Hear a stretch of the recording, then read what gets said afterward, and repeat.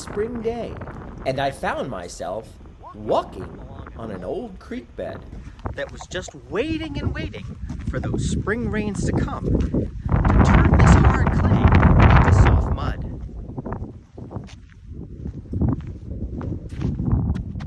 And as I walked along the creek bed, I saw an area where it must have rained not too long ago.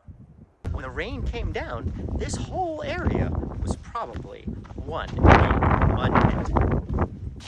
I spent the next few minutes walking up the dry creek bed and checking out the whole area that was sometimes completely covered in mud. As I walked, I noticed that the sediments beneath my feet seemed to be changing. While they were mostly clay near the road and on the first part of my walk, they seemed to be something different as I walked a little farther. The more I walked, the more the sediments changed.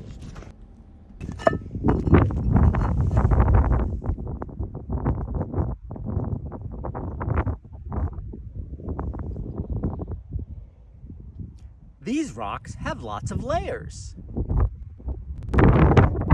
Since they have lots of layers, they're probably sedimentary rocks. And sedimentary rocks come from sediments, or lots of small pieces of sand and clay that once were all over this area. Now we have these dark sedimentary rocks, but we also have sediments on the ground. I wonder which sediments have been here longer. Is it the sediments on the ground, or is it the sedimentary rocks above them? Was the ground here first, or were the rocks on top of the ground here first? I walked some more and I saw several places where remains of these sedimentary rocks were on top of the clay sediment. I walked some more and then I found some more rocks. These were different than the rocks with the layers. In fact, these rocks seem to be rough, bumpy, and have lots of holes. I also noticed that these rough, bumpy rocks with holes appeared to be on top of the rocks that had the layers and also on top of the sediment. I wonder what that could tell us about which rocks got there first. I was thinking about the rocks and wondering what were the rocks with holes, and I decided to walk just a little more. As I walked, the area opened up into a great wide basin.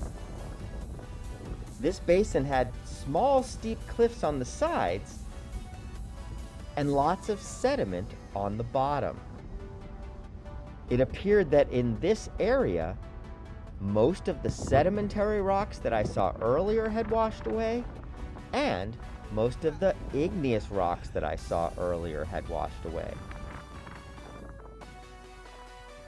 To learn more about the sedimentary rocks, the igneous rocks, and the sediment itself, I decided to get down on the ground and take a closer look.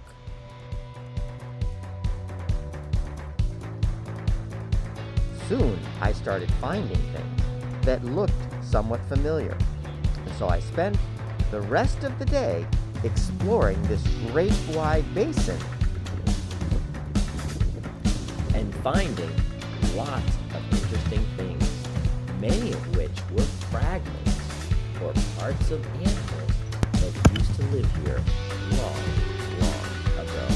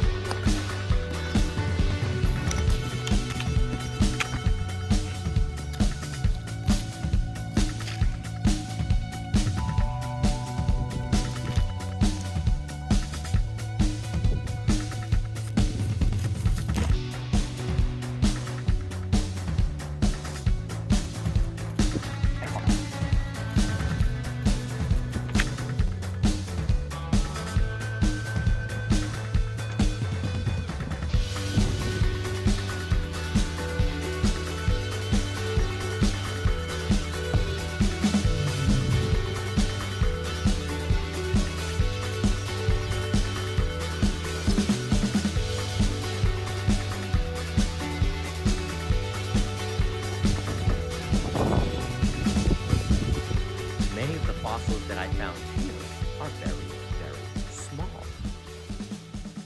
In this activity, you'll have a chance to explore some of the sediment that came from this area and try to see what kinds of rocks are here and what kinds of fossils are here.